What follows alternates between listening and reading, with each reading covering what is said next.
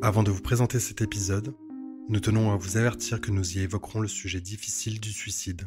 Si vous vous sentez mal, n'hésitez pas à reporter votre écoute à un moment plus opportun.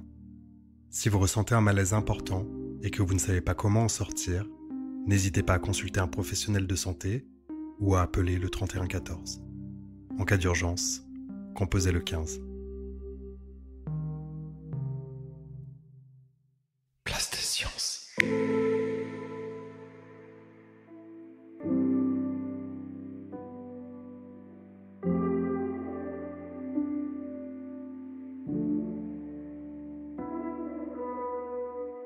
J'ai eu des pensées suicidaires qui sont arrivées de façon, pour moi, assez brutale. Je ne connaissais pas. C'est arrivé dans un après-coup d'un événement médical. On m'avait dit que j'aurais un contre-coup. On ne m'avait pas précisé lequel. Et comme c'était un événement médical, eh bien, je ne me suis pas doutée que ça pouvait prendre cette forme-là, en fait. Et j'étais en train de travailler. Donc, à l'époque, j'étais assistante vétérinaire. Et je m'en souviens très, très bien. Je me souviens de l'endroit où j'étais, de la pièce, de l'animal, propriétaire de l'animal, de tout le monde, en fait, sauf du bruit. Il y avait la réalité, c'est-à-dire il y avait l'animal, il y avait la vétérinaire, il y avait la propriétaire de l'animal, il faisait un temps relativement clair, tout se passait bien. Et pourtant, moi, je voyais quelque chose de sombre. J'avais en visuel du sombre. Des nuages arrivaient, juste avant un orage, en fait, quelque chose comme ça. Et je me suis bien demandé ce qui se passait. En même temps, je voyais personne réagir. Et c'était bizarre parce que c'était assez brutal. Donc je me suis dit, ça vient de moi. Et puis ça va passer. C'est pas bien grave. Et puis c'est pas passé. Et je restais concentrée sur ce que je faisais. Et j'avais ces nuages qui arrivaient. Et c'était des nuages particuliers. En fait, moi, je les ai associés aux détraqueurs de Harry Potter. Et je voyais arriver des détraqueurs, en fait. C'était très particulier. Je m'inquiétais pas. Ça s'est passé de cette façon-là, et puis c'est revenu. C'est revenu, et je me souviens aussi ce moment-là où c'est revenu. J'étais en train de me brosser les dents le matin. Et de bon matin, j'étais envahie par, par les détraqueurs. Je suis désolée, je vais dire ça, parce que c'est vraiment l'image que j'avais, en fait. Alors, je n'étais pas autant effrayée qu'ils le sont dans Harry Potter, mais je n'aimais pas ça du tout. Et je me dis, mais qu'est-ce que c'est que ce truc, en fait? Et puis, ben, ils sont arrivés à un point où ils ne sont plus partis. Et ensuite, il y a eu comme une offensive, c'est-à-dire que ces nuages sombres entraient en moi, en fait, à l'intérieur de moi. Alors, je ne sais pas par quel moyen, parce que je ne les voyais pas rentrer dans ma bouche ou quelque part à travers ma peau. Non, ça, je ne peux pas dire, je ne sais pas. Mais je sais qu'ils rentraient à l'intérieur de moi et qu'ils allaient aspirer tout un tas de trucs. Cette noirceur, ces détraqueurs étaient toujours, ils planaient au-dessus de ma tête. En fait, je les avais en visuel.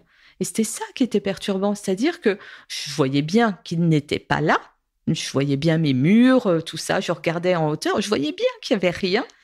Et pourtant, comme à l'intérieur de moi, c'était là. C'était un peu comme si la mort était là, tout le temps. Tout le temps, tout le temps, tout le temps. Et en fait, je n'aimais pas le moment où les détraqueurs venaient à l'intérieur de moi. C'était très douloureux, extrêmement douloureux. C'était un moment vraiment difficile.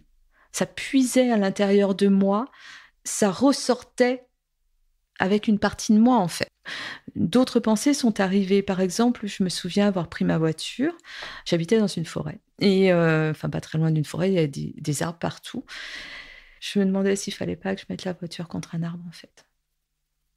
Et je me posais la question. Quelqu'un qui m'était très très cher a mis fin à ses jours de nombreuses années avant qu'il m'arrive tout ça. Quand je prenais ma voiture, c'est maintenant que je fais le lien, quand je prenais ma voiture et que je me demandais si j'allais mettre ma voiture contre un arbre ou contre un rocher, eh bien c'était pour équilibrer le jeu.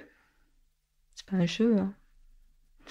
Mais c'était pas pour le rejoindre. Mais c'était parce que je n'avais pas été présente dans son passage à l'acte, que j'aurais bien aimé voulu éviter, bien entendu. Mais en fait, quand je prenais ma voiture, que je pensais à ça, je pensais à lui, en fait.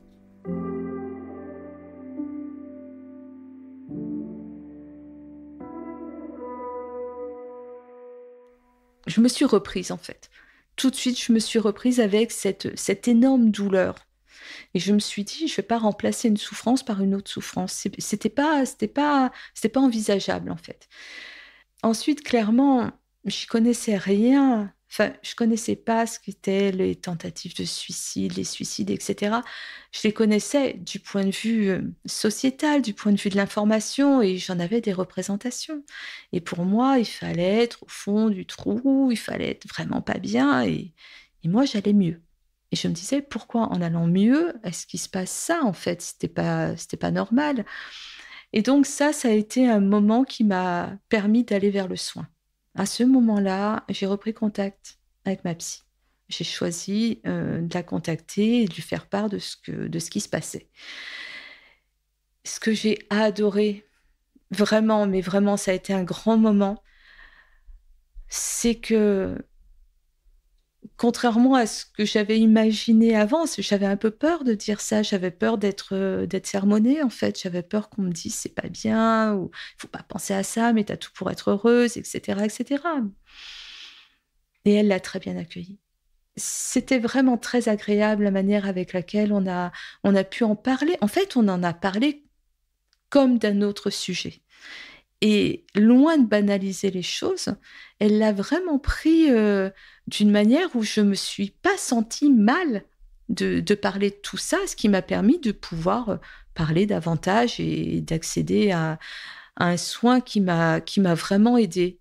Malgré tout, je dois dire qu'il a fallu un certain temps avant que tout disparaisse complètement. Ça a mis du temps, mais je me sentais en sécurité. C'est-à-dire que je savais que j'avais ce rendez-vous psy une fois par semaine, que je pouvais en avoir 2, que je pouvais en avoir 3.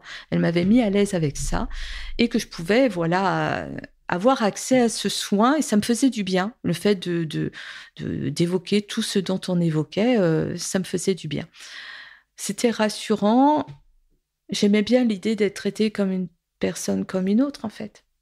J'avais pas envie d'être traitée comme une malade mentale, comme on dit. J'étais vraiment bien traitée comme une personne classique, comme la personne que je suis, en fait, parce que je suis une personne classique qui a vécu avec des pensées suicidaires. À présent, tout ça, c'est terminé. Ça s'est terminé. Et d'ailleurs, c'est important peut-être de revenir sur la manière avec laquelle ça s'est terminé, parce que je n'ai pas vu que ça se terminait. Je me suis pas rendu compte que ça se terminait. Ça s'est juste terminé, et ça a mis, à peu près 2 ans.